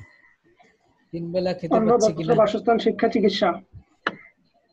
শিক্ষা চিকিৎসাটা পরে, আগে হলো তিনটা। মানে তিন বেলা খেতে পাচ্ছে কিনা, তার শেল্টার আছে কিনা, তার এক টুকরা মানে পোশাক পরিচ্ছদ লজ্জা নিবারণের জন্য এতটুকু আছে কিনা। এটা যদি থাকে, তারপরে আসবে যে পেটে খাবার আছে, এখন তার কি দরকার? এডুকেশন দরকার, ট্রিটমেন্ট দরকার। পেটে যদি খাবার না থাকে, আপনি যতই ওই যে প্রাইমারিতে দেয় না বিভিন্ন প্যাকেজ, বিনামূল্যে খাবার দেয় যাতে ওরা স্কুলে আসে, পেটে খাবার না থাকলে ওরা কি করবে? এডুকেশনে যাবে? কেউ করবে না। এটা হলো বিষয় যে বেসিক নিড যখনই ফুলফিল হবে তখন মানুষ চিন্তা করবে এডুকেশন। আর বেসিক নিড ফুলফিল না হলে ওই যে লোকটি ওয়ার্কার, সে চিন্তা করবে তার বাচ্চাকে যদি তার সাথে কাজ করানো যায় আরো কিছু ইনকাম হবে, কারণ সে তো চলতেই পারে না। এডুকেশনের কথা সে চিন্তা করবে না। যে কারণে বেসিক নিড, এই তিনটি বিষয় আগে। এগুলি এনশিওর করে then government will plan how to ensure health security, how to ensure education security, এগুলি কিভাবে সে আসবে। এই কারণে আমরা দেখি প্রাইমারিতে ড্রপ আউট এগুলি নিয়ে অনেক স্টাডি অনেক কিছু হয়, কেন এত বেশি ঝরে পড়ে, কারণ বেসিক নিড ফুলফিল হচ্ছে না, এই কারণে ঝরে পড়ে। তো এটি হলো বিষয়। তো বেসিক নিড এনশিওর যদি হয়, এটি হলো একটি দেশের বা বাংলাদেশের ডেভেলপমেন্টের ইন্ডিকেটর। তাহলে 1 নাম্বার ইন্ডিকেটর কি বললাম? Ensuring or fulfilling the basic need. Secondly, the poverty eradication. Poverty eradication এক সময় গভর্নমেন্ট বলতো, এটাকে চেঞ্জ করে এখন এরাডিকেশন বলে না, এখন বলে reduction. You got the point? জি স্যার।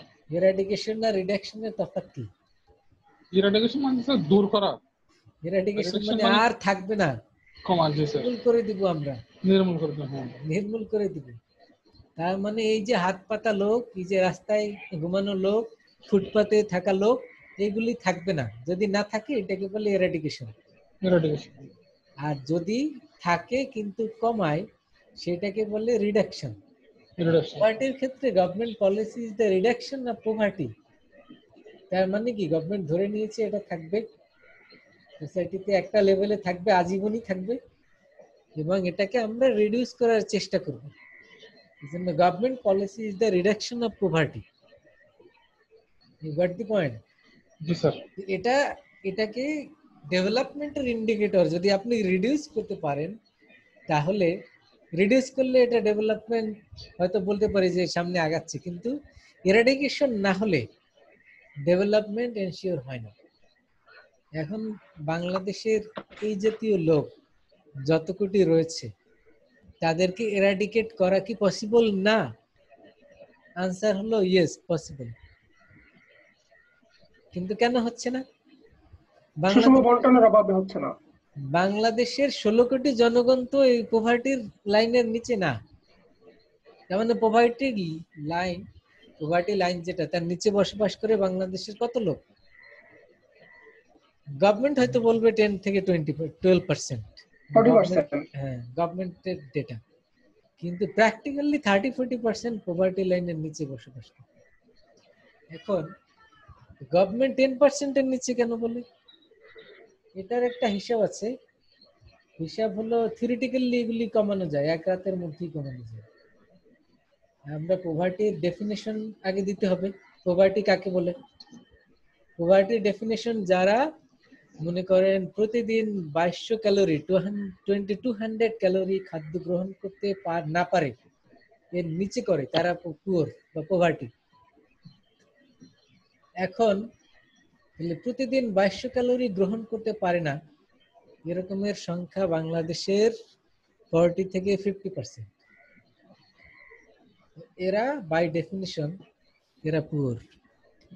কিন্তু গভর্নমেন্ট যদি বলে না 2200 ক্যালোরি না, 1800 ক্যালোরির নিচে যারা, তারা পুয়ার, তাহলে তো একসাথে আপনার এক রাতেই পভার্টি কমে যাবে 20%, 40 থেকে 20 তে নেমে আসবে। এরপরে যদি গভর্নমেন্ট বলে যে না 1800 ক্যালোরি না, যারা 1500 ক্যালোরি নিবে তারা এর নিচে হলে পুয়ার, তাহলে তো আরেক রাতের মধ্যে আপনি পভার্টি কমাই ফেললেন, 10% এর নিচে নিয়ে আসলেন। You got the point? পভার্টিকে এভাবে কমানো হয়।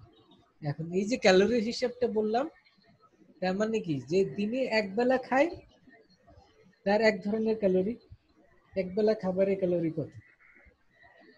400-500। রিচ ফুড হলে বেশি ক্যালোরি, আর নর্মাল ভাত রুটি এগুলি খেলে তো আর আপনার 400 ক্যালোরির বেশি হয় না। এরকমের বিষয়টা এরকম। তো এখন যারা এক বেলা খায় তাদেরকে যদি আপনি বলেন যে এক বেলা খেলে তাদেরকে আমরা পভার্টি ধরবো না, তাহলে তো পভার্টি 5%, 7%, 10% এরকমই হবে। কিন্তু স্ট্যান্ডার্ড যদি আমরা ওভাবে ধরি যে একজন মানুষের প্রতিদিন WHO যে রিকোয়ারমেন্ট, যে একজন মানুষের লিভিং স্ট্যান্ডার্ড তার কত ক্যালোরি দরকার পূর্ণবয়স্ক, সেক্ষেত্রে সেইটা স্ট্যান্ডার্ড ধরলে তাহলে আমাদের দেশে পভার্টি অনেক বেশি। সেই পরিমাণ খাবার আমাদের দেশের লোকজন পায় না। এটা হলো পোভার্টির হিসাব। এখন আমাদের দেশে পোভার্টির সংখ্যা আসলে কম না, অনেক বেশি। তো এটা যদি এরাডিকেট করা যায় তাহলে আমরা বলবো হ্যাঁ, ডেভেলপমেন্ট ইজ এনশিওরড। আর যদি এটা এনশিওর না হয় তাহলে ডেভেলপমেন্ট কিভাবে হবে? এগুলি খাতা কলমে থাকবে। এটা 2 নাম্বার পয়েন্ট বললাম, ডেভেলপমেন্টের ইন্ডিকেটর। 3 নাম্বার যদি বলি সেটি হলো ইন্ডাস্ট্রিয়ালাইজেশন। ইন্ডাস্ট্রিয়ালাইজেশন কি? ইন্ডাস্ট্রিয়ালাইজেশন হলো যে নতুন নতুন কলকারখানা, নতুন নতুন বিজনেস, এগুলি বেশি বেশি হওয়া। এটাই হলো সাইন অফ ইন্ডাস্ট্রিয়ালাইজেশন। তার মানে গভর্নমেন্ট তার বাজেটে এখানে অনেক বেশি ইনসেনটিভ, অনেক বেশি এমফাসাইজ করতে হবে যে আমরা নতুন নতুন বিজনেস প্রমোট করতে চাই, নতুন নতুন ইন্ডাস্ট্রি করতে চাই, যেগুলি এক্সিস্টিং ইন্ডাস্ট্রি আছে আমাদের সেগুলি যাতে ভালোভাবে রান করতে পারে এই বিষয়ে নজর দেয়া। কারণ এখানে অনেক লোকের এমপ্লয়মেন্ট হয়। আর ইন্ডাস্ট্রিয়ালাইজেশন রিলেটেড টু আনএমপ্লয়মেন্ট। তার মানে ইন্ডাস্ট্রিয়ালাইজেশন বেশি হওয়া মানে কি? আনএমপ্লয়মেন্ট। 4 নাম্বার পয়েন্ট, এই আনএমপ্লয়মেন্ট এটি কমে যাবে। আনএমপ্লয়মেন্ট কমানোর জন্য ইন্ডাস্ট্রিয়ালাইজেশন দরকার। প্র্যাকটিক্যালি আমরা দেখি যে government decision in recent few months যে about 25 jute mill is closed, shut down, দেখছেন না সবাই? এতগুলি জুট মিল বন্ধ করে দিয়েছে। আচ্ছা, তাহলে ইন্ডাস্ট্রিয়ালাইজেশন হচ্ছেই না, আর যেগুলি আছে সেগুলিও বন্ধ করে দেয়া হচ্ছে। তাহলে লোকের কর্মসংস্থান বাড়া তো দূরের কথা, আরো তো বেকার সংখ্যা বাড়বে। একদিকে হলো আমাদের এই কোভিড-19 এর কারণে অনেক লোকের চাকরি হারাচ্ছে, ইনকাম কমে যাচ্ছে। At the same time you are closing or shutting down the jute industry, তো এটা তো আমাদের দেশের আনএমপ্লয়মেন্টের জন্য সমস্যা, ইন্ডাস্ট্রিয়ালাইজেশনের জন্য একটা বাধা, and ultimately it will hamper or halted the economic development of the country. You got the point? কেউ হয়তো যুক্তি দিতে পারে যে হ্যাঁ, এখানে অনেক দুর্নীতি হয়েছে, কলকারখানাগুলি মানে জুট মিলগুলি এ কারণে বন্ধ করে দেয়াই গভর্নমেন্টের জন্য ভালো। কারণ এত টাকা দুর্নীতি হলে, এত টাকা লস হলে গভর্নমেন্ট কিভাবে সেগুলিকে ওভারকাম করবে? কারণ প্রশ্ন হলো, এত দুর্নীতি হচ্ছে, দুর্নীতি তো আরো অনেক জায়গাতে হচ্ছে, তাহলে তো একে একে বন্ধ করতে করতে আপনার গভর্নমেন্ট নিজেকেই শাটডাউন করে দিতে হবে। মাথা ব্যথা হলে তো মাথা কেটে ফেলে দেওয়া যাবে না, ওষুধ খেতে হবে। সেটাই বললাম যে আপনি যদি হাত পা এরকমের সব বিভিন্ন অর্গানাইজেশন, বিভিন্ন উইং দুর্নীতি এগুলি ঠিকমতো ফাংশন করছে না, বন্ধ করতে করতে তো আলটিমেটলি শেষে তো আপনার উপরে, আপনি নিজেকেই বন্ধ করে এরপর সব গুটিয়ে ফেলতে হবে। তাহলে কি হবে? বিষয়টা দুর্নীতি কোথায় নাই, তো এগুলি তো আপনার বন্ধ করার জন্য আপনার পলিসি ডেভেলপ করতে হবে, সিস্টেম চেঞ্জ করতে হবে, এগুলি ভাবতে হবে। কিন্তু এগুলি ইন্ডাস্ট্রিয়ালাইজেশনের পথে বাধা হয় এরকমের ডিসিশন। আপনি চিন্তা করেন, এই যারা জুট মিলে কাজ করতো এরা এখন কি করবে? এখন কি কোনো জব পাবে তারা ইমিডিয়েটলি চাইলেই? যারা এখন জব হারাচ্ছে তারাই তো জব ম্যানেজ করতে পারছে না, এডুকেটেড পিপল পারছে না, ওরা তো ওয়ার্কার, ওদের কি হবে? বিভিন্ন অফিসে স্যালারি কাট করে দিচ্ছে, ইভেন ব্যাংকগুলিও প্ল্যান করছে কত 15% কাট করবে, ব্যাংকগুলি এভাবে প্ল্যান করেছিল। আলটিমেট হয়েছে কিনা I don't know. Bangladesh bank বাধা দিয়েছিল অবশ্য, মিজান সাহেব ভালো বলতে পারবেন। কয়েকটা ব্যাংক কার্যকরী হয়েছে, কার্যকরী হয়েছে না? কয়েকটা ব্যাংক কার্যকরী হয়েছে, যেমন এবি ব্যাংক, আল আরাফা ইসলামী ব্যাংক, যেমন। কিন্তু বাংলাদেশ ব্যাংক না করার জন্য বলেছিল, বাধা দিয়েছিল। তো আলটিমেটলি স্যার সব ব্যাংকে কম বেশ কার্যকরী হয়েছে, কারণ বিলগুলো বন্ধ করে দিছে। যাবতীয় যে সমস্ত বিলগুলো বিভিন্ন জায়গায়, যাদের মোবাইল বিল ছিল 1000 টাকা তাদেরকে 300 টাকা করে দিছে, এবং যাদের যে বাইরে গেলে অ্যালাউন্স পেত বা করতো সেসব কাজের বিলগুলো বন্ধ হয়ে গেছে। তার মানে দেখেন, সোসাইটির যাদের জব আছে তারাই তো এফেক্টেড। আর এই মুহূর্তে যদি কেউ জব হারায়, যতই কোয়ালিফাইড হোক, তার জন্য জব ম্যানেজ করা অনেক difficult, because whole economy is collapsed, whole economy is declining. এখানে ইন্ডাস্ট্রিয়ালাইজেশন দূরের কথা, আপনি সবকিছু বন্ধ করে দিচ্ছেন, একে তো শাটডাউনের কারণে, লকডাউনের কারণে বন্ধ ছিল, তারপরে এই ইন্ডাস্ট্রিগুলি বন্ধ করে দেয়াতে এখন লোকজনের তো হাহাকার হবে। কিছু ক্যাশ টাকা না হয় আপনি দিলেন, কিন্তু তাতে কয়দিন চলবে, এরপরে কি করবে লোকজন? তো আলটিমেটলি এগুলি আমাদের দেশের ইকোনমিক ডেভেলপমেন্টের পথে একটা বাধা। আমরা ইকোনমিক ডেভেলপমেন্টের ইন্ডিকেটর কয়টা পয়েন্ট বললাম? 4টা। বেসিক নিড, পভার্টি, তারপরে ইন্ডাস্ট্রিয়ালাইজেশন, আনএমপ্লয়মেন্ট, প্রবলেম সলিউশন। এগুলি যদি হয়, এগুলি কি হয়? মানে পভার্টি থাকতেছে না, এরাডিকেট হচ্ছে, বেসিক নিড 100% ফুলফিল হচ্ছে, তারপরে মানে ইন্ডাস্ট্রিয়ালাইজেশনের দিকে আগাচ্ছে। ইন্ডাস্ট্রিয়ালাইজেশনের দিকে আগাচ্ছে কিভাবে বুঝবো? মানে বাজেটের অ্যালোকেশনের মধ্যে ইন্ডাস্ট্রিগুলিকে প্রমোট করার জন্য হিউজ অ্যামাউন্ট বরাদ্দ অ্যালোকেশন আছে। তারপরে আনএমপ্লয়মেন্ট প্রবলেম সলিউশনের জন্য গভর্নমেন্টের এনাফ মেকানিজম, গভর্নমেন্টের অনেক বেশি মাথা ব্যথা যে লোকজনের কর্মসংস্থান কিভাবে এনশিওর করবে, গভর্নমেন্ট এই চিন্তায় ঘুমাইতে পারে না।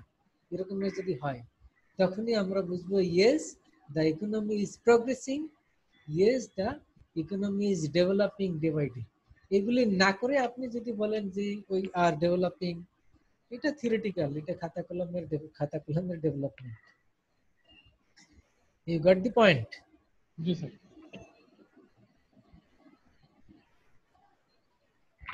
এরপরে ট্যাক্সের যে বেসিক কিছু বিষয়, কিছু কনসেপ্ট আমাদের জানা দরকার।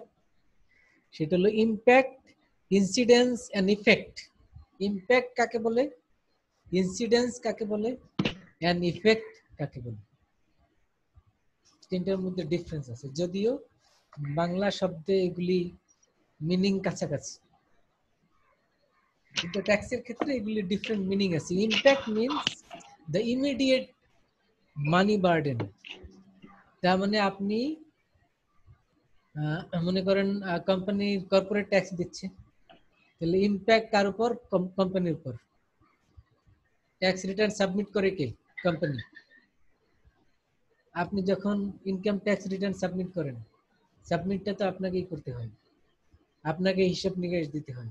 তার মানে ইমিডিয়েট মানি বার্ডেন যার উপর, তাকে বলা হয় ইমপ্যাক্ট অফ ট্যাক্স।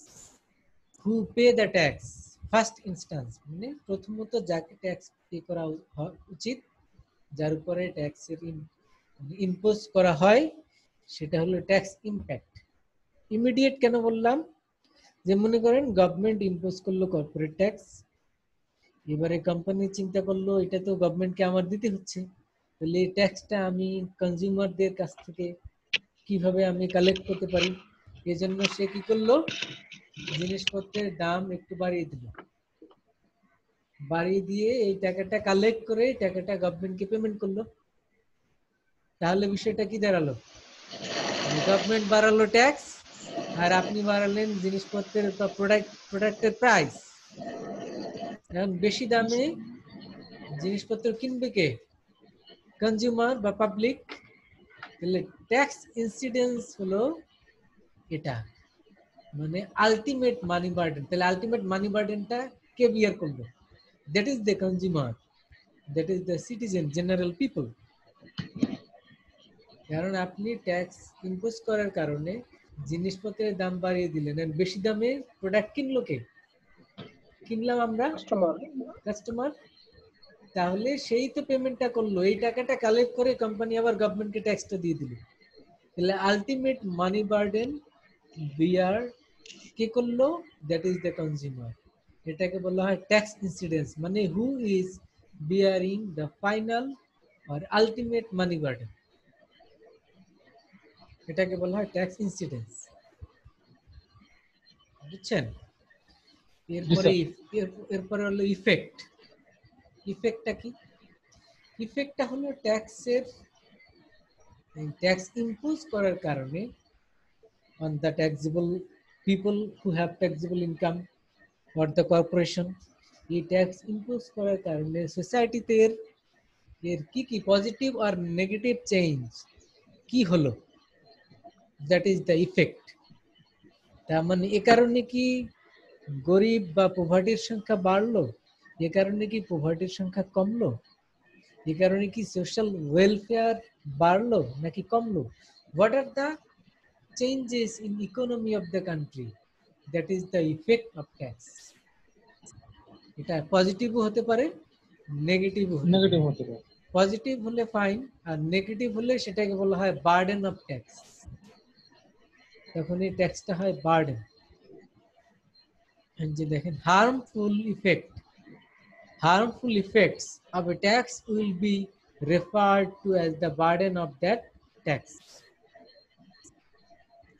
তাহলে ইফেক্ট হলো on the economy, production, growth, savings, investment, এগুলির উপরে কি চেঞ্জ আসলো সেটা। এটা যদি নেগেটিভ হয় সেটাকে আমরা বলবো burden of tax. Burden of tax কি বলেন? বার্ডেন অফ ট্যাক্স হলো negative effect of tax, negative effect tax of tax. Positive effect হলে কি বলবো? নেগেটিভ হলে burden effect Burden of of tax, effect of tax বলবো। Effect of tax. কিন্তু যদি পজিটিভ হয় এটাই হলো ইফেক্ট অফ ট্যাক্স, কিন্তু সবসময় তো পজিটিভ হতে পারে না, হয় না, তখন আমরা বলবো বার্ডেন অফ ট্যাক্স যদি নেগেটিভ হয়। আমরা সোসাইটিতে যে চেঞ্জটা হয় ধরে নিলাম পজিটিভ, এটাকে বলবো ইফেক্ট অফ ট্যাক্স। হয়ে গেল নেগেটিভ, ইফেক্ট না বলে বলবো বার্ডেন অফ ট্যাক্স। ট্যাক্স।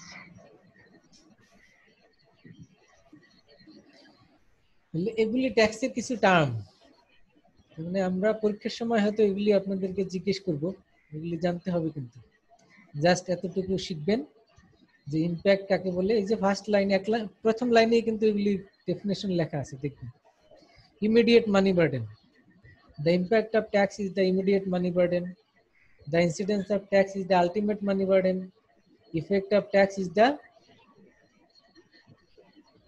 কি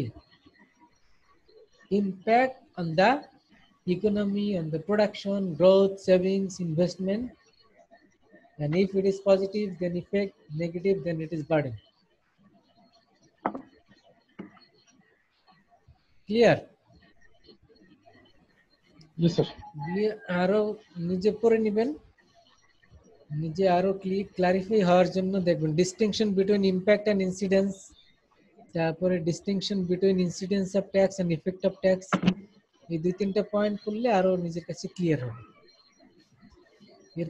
এরপরে আমরা নেক্সট আরেকটি কনসেপ্ট, আরেকটি টার্ম শিখবো, সেটা হলো ট্যাক্স শিফটিং। ট্যাক্স শিফটিং কি? একজনের ট্যাক্স আরেকজনের উপর চাপিয়ে দেওয়া ট্যাক্স শিফটিং। জি, কিভাবে একটা এক্সাম্পল বলেন। একটা কোম্পানি কে ট্যাক্স, যেমন এই প্রাইভেট ইউনিভার্সিটি কে ট্যাক্সের আওতায় যদি আনা হয়, প্রাইভেট ইউনিভার্সিটি টিউশন ফির সাথে ট্যাক্সটা ধরিয়ে দিয়ে এখন ৫,০০০ করে দিবে ৬,০০০, তখন ছাত্ররাই ট্যাক্সটা পরিশোধ করবে আর ইউনিভার্সিটি একসাথে গভর্নমেন্টকে পরিশোধ করবে। ইয়া, এটা বুঝছেন সবাই? এটা কি বলা হয়? Tax shifting. Tax is imposed on an individual and he is shifting it to the others. এটা অন্য কনজিউমারদের উপরে এটা শিফট করে দেওয়া হয়। এখন সেই শিফটিং আবার বিভিন্ন রকম হয়, single point shifting, multiple point shifting, forward versus backward shifting.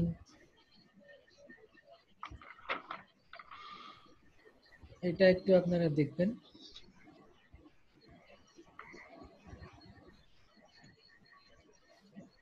Single multiple কি?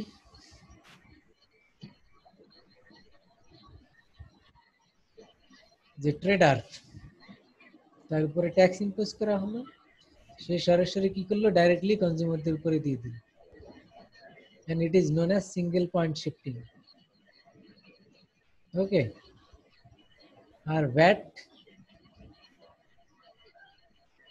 তো অনেক লোক দেয়, তাহলে এই কোম্পানি যত টাকা ট্যাক্স গভর্নমেন্টকে দিল, এই টাকাটা আবার এই যে মানে যত টাকা ভ্যাট দিল, এই টাকাটা বিভিন্ন কনজিউমারের কাছ থেকে সে কালেক্ট করে নিল, এটা হলো মাল্টিপল শিফটিং, মানে একটা বিজনেসের উপরে না দিয়ে এটা সকল কনজিউমারের উপরে দিল। মানে single point shifting and multi point shifting, that is the example of multi point. Forward and backward shifting,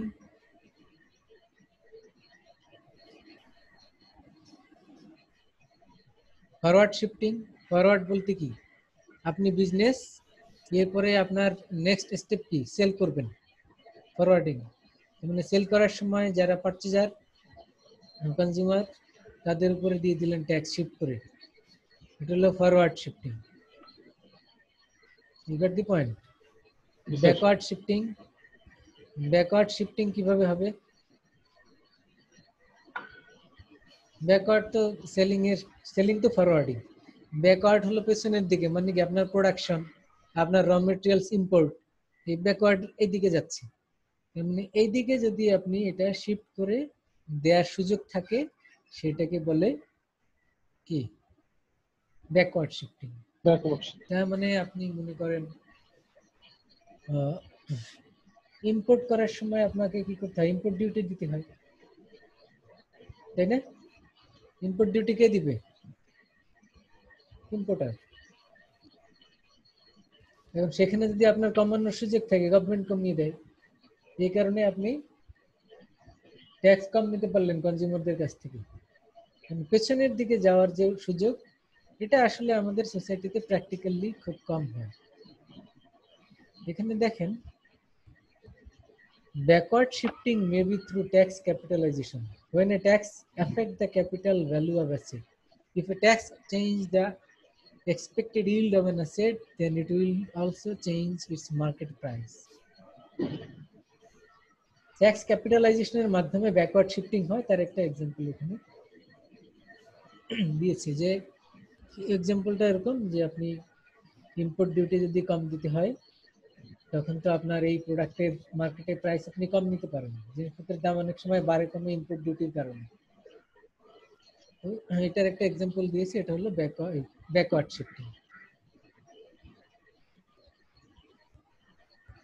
তাহলে আমরা সিঙ্গেল পয়েন্ট শিফটিং জানলাম, multiple point, forward shifting, backward shifting, এগুলি কি এতটুকু জানলেই হবে।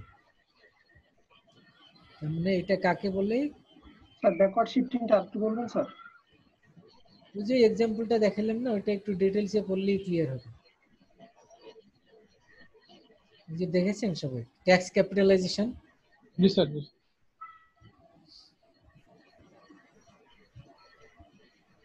এই যে ট্যাক্স ক্যাপিটালাইজেশন, এখানে একটা এক্সাম্পল আছে, ওইটা পড়বেন সবাই, তাহলে ক্লিয়ার হবে। এখানে এক্সাম্পলটা কি আছে এখানে দেখতে পারেন। Durable goods is subject to periodic tax equivalent to previous annual license. Equivalent of the future tax payment is found in terms of the present value of the periodic tax discounted on the basis of interest rate.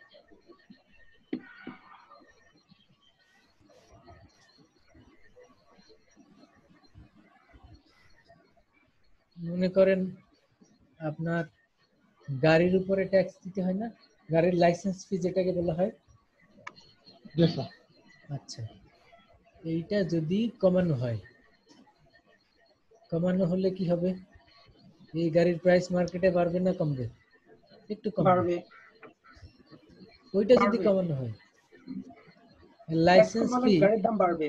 আপনার গাড়ি, আপনি second hand গাড়ি মনে করেন বিক্রি করবেন, কত টাকা দাম চাইলেন? মনে করেন যে আপনি 8 লাখ টাকায় বিক্রি করবেন সেকেন্ড হ্যান্ড।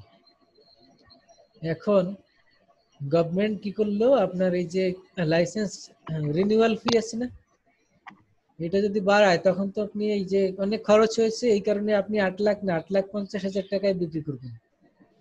আর কোনোভাবে যদি আপনার গাড়ি কমায় ওই লাইসেন্স ফি, তাহলে আপনি তো রাজি হবেন যে যেহেতু এখানে আমার খরচ কম হয়েছে, আমি এই গাড়ি 8 লাখ টাকায় ছেড়ে দেব। 8 লাখ টাকায় ছেড়ে দিচ্ছেন, এটা হলো ব্যাকওয়ার্ড শিফটিং। মানে ওইখানে আপনার কম পড়েছে, এই কারণে আপনি এদিকে কম দিলেন, হ্যাঁ কম দামে ছেড়ে দিবেন। আর যখন আপনি ওই যে ওখানে বেড়েছে এইদিকে আবার এই জন্য 8,50,000 চাইলেন, ওটা হলো ফরওয়ার্ড শিফটিং।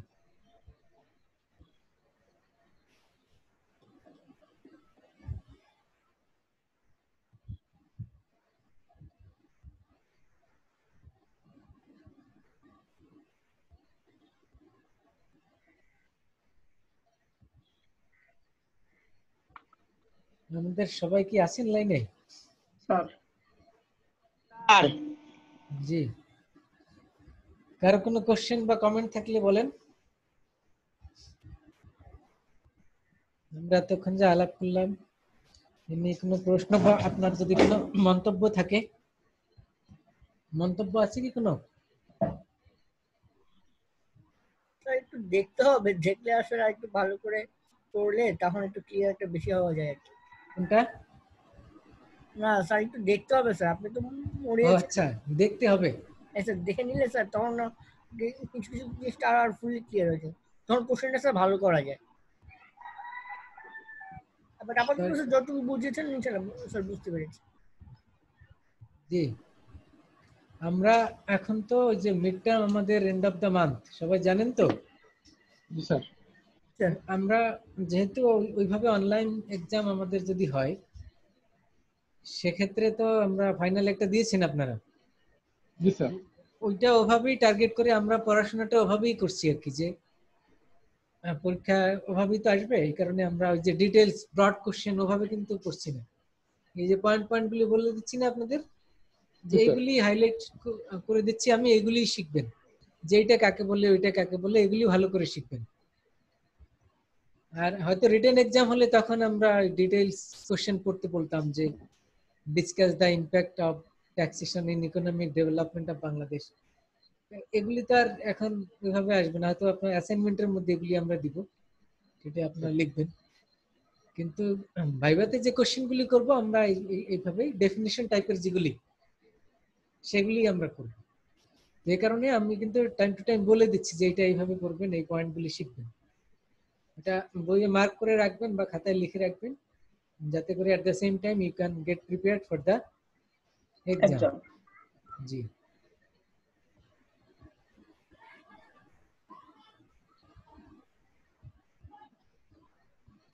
আজকে আমরা কি কি শিখলাম? মূলত ট্যাক্স স্ট্রাকচার এটা জানলাম। ট্যাক্স স্ট্রাকচারের মধ্যে এই রেটগুলি একটু মনে রাখবেন, এবং আমাদের দেশে কোন সিস্টেম ফলো করে, ডিগ্রেসিভ যেটি আমরা আলাপ করেছিলাম। আর মেইন যে ট্যাক্সের যে রেট, এগুলি ডিটেইলস কোথায় পাবেন? আমি তো কিছু রেট বলেছি আপনাদের, এটা ডিটেইলস পাবেন যে বাজেট হয়েছে না এবছর, ওই বাজেটের যেদিন পাস হলো ওই দিনের পত্রপত্রিকায় পাবেন। ওই দিনের পত্রিকাটা অনলাইনে বের করলে তাহলে সবগুলি ডিটেইলস এক জায়গায় সামারি করা থাকে পেপারে, এগুলি পাবেন, ওখান থেকে দেখে নিতে পারেন। এগুলি ওখানে জানা যাবে। আর আমি তো কিছু পয়েন্ট বলে দিয়েছি আপনাদের। এই এছাড়া আমরা আর কি পড়লাম, যে ইকোনমিক ডেভেলপমেন্টের ক্ষেত্রে ট্যাক্সের রোল বাংলাদেশের, এবং এর মধ্যে অনেক বিষয় এসছে, সেগুলি পয়েন্টগুলি ভালো করে জানবেন। পভার্টি নিয়ে কথা বলেছি, বেসিক নিড নিয়ে। ইকোনমিক ডেভেলপমেন্টের ইন্ডিকেটর কয়টা বলেছি বলেন তো? ইকোনমিক ডেভেলপমেন্ট হচ্ছে কিনা কি কি দেখে বুঝবো? ইকোনমিক ডেভেলপমেন্ট ইন্ডিকেটর বলছিলেন 7টা। 7টা মানে 4টা। বেসিক নিড, আনএমপ্লয়মেন্ট, ইন্ডাস্ট্রি, এগুলো না স্যার? ইন্ডাস্ট্রিয়ালাইজেশন। হ্যাঁ জি, তো এগুলি মনে রাখবেন, জিজ্ঞেস করলে আমরা এগুলোই করব।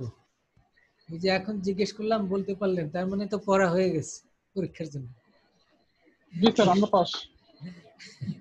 ওই সময় এটা মনে থাকলেই চলবে। স্যার ক্লাস পারফরম্যান্স তো একটা বিষয় আছে স্যার, আমরা ক্লাস পারফরম্যান্স করছি মানে আমরা মনোযোগী স্যার, ফাঁকি দিচ্ছি ইনশাআল্লাহ না আমরা স্যার। সেটাই আশা করছি, সবাই মনোযোগী আছেন। তো তারপরও সবার ভিডিও তো অন করা নাই, কেউ যদি শুয়ে শুয়ে ঘুমায় সেটাও তো বুঝতে পারবো না। স্যার আপনি যা তো মনে মাঝে আছে মাঝে তো মন্তব্য নিয়ে যাচ্ছেন স্যার, তাতে তো আপনি বুঝেন স্যার, আমাদের যে মন্তব্য নিচ্ছেন। স্যার এই সেমিস্টার তো মনে হয় স্যার পুরোটাই অনলাইনের উপরে যাবে।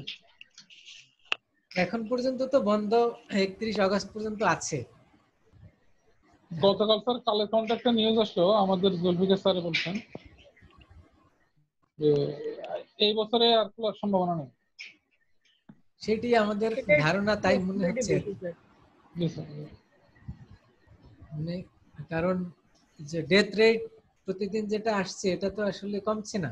আজকে কত কমতেছে না। মৃত্যু আজকে? স্যার আছে 27 জন, 27। তার মানে 30 32 মানে এই 30 প্লাস মাইনাস এইভাবে থাকছে কিন্তু। জি স্যার। এটা তো স্যার আর্টিফিশিয়াল 30 ডেফিনেটলি। এটা আর্টিফিশিয়াল স্যার। 30 কি 30 সাথে আরেকটা শূন্য দিলে যদি এটা বাস্তব হয় আর কি স্যার। মানুষ তো এখন আর পরীক্ষা করে না, পরীক্ষা করলে কি হবে যেটা মানুষ এখন সেভাবে নিজেকে প্রস্তুত করে মানে সেভাবে ওভাবে ওষুধ যেগুলি খাচ্ছে। অফিসিয়াল রেকর্ড তো 30 থেকে 40 এরকমের থাকে প্লাস মাইনাস। জি স্যার। সেটা আমার মনে হয় না যে এইভাবে থাকলে স্কুল কলেজ ইউনিভার্সিটি এগুলি ওপেন করবে, কারণ এটা স্যার যদি আমি ছোট্ট একটা ঘটনা বলতে চাই স্যার, যদি 1 মিনিট সময় দেন। Sure sure. বাংলাদেশ ফুটবল টিমকে করোনা আক্রান্ত কিনা সেটা পরীক্ষা করার জন্য 2 স্তরের, প্রথমত প্রাথমিক পরীক্ষা করার পরে আক্রান্ত 4 জন, দ্বিতীয় স্তরে পরীক্ষা করে 40%, মোট 40 জনের মধ্যে 16 জন আক্রান্ত। তার মানে বাংলাদেশের এখন বর্তমানে যারা আছে তাদের এটা ধরে নেওয়া যায় তারা কেউ আক্রান্ত ছিলেন না, কেউ পরীক্ষা করতেন না।